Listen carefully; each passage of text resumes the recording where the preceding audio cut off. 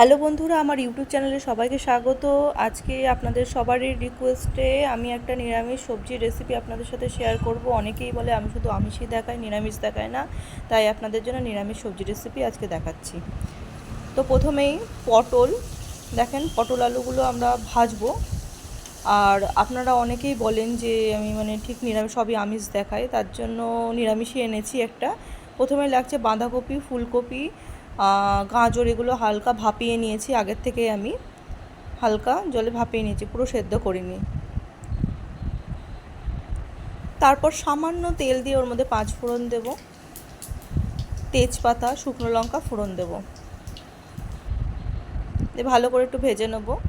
ভেজে নেওয়ার পরই সেদ্ধ করা সবজিগুলো আমরা ওর মধ্যে দিয়ে দেবো। এই রান্নাটা কিন্তু সামান্য তেলেই হবে, একদম বলতে পারেন হেলদি আর কি সবজির রেসিপি।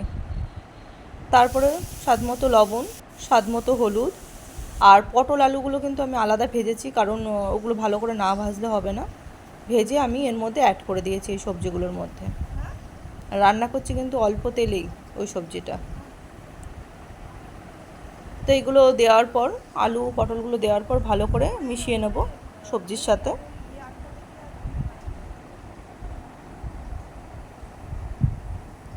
ভালো করে মিশিয়ে নিয়ে আর একটু ভেজে নেব সব কিছু দিয়ে।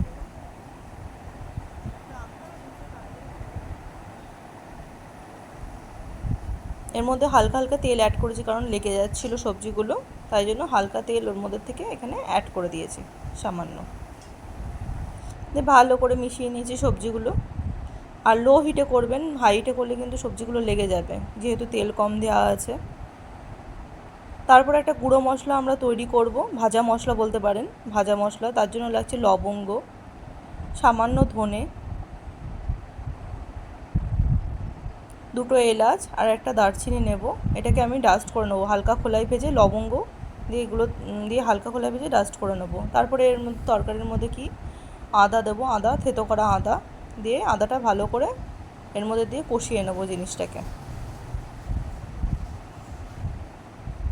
পুরো রান্নাটাই লো হিটে হবে, নাহলে কিন্তু তরকারিগুলো সেদ্ধ হবে না ভালো করে। তারপরে এর মধ্যে অল্প পরিমাণ আটা দেব। আটা দিলে কি হবে, সবজিটা একটু টাইট হবে,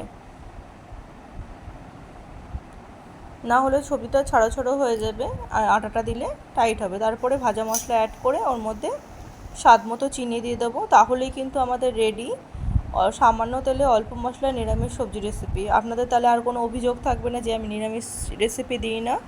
আর রেসিপিটি ভালো লাগলে অবশ্যই আমার চ্যানেলটিকে সাবস্ক্রাইব করবেন, লাইক করবেন আর শেয়ার করবেন, আর অনেক ভালোবাসা দেবেন।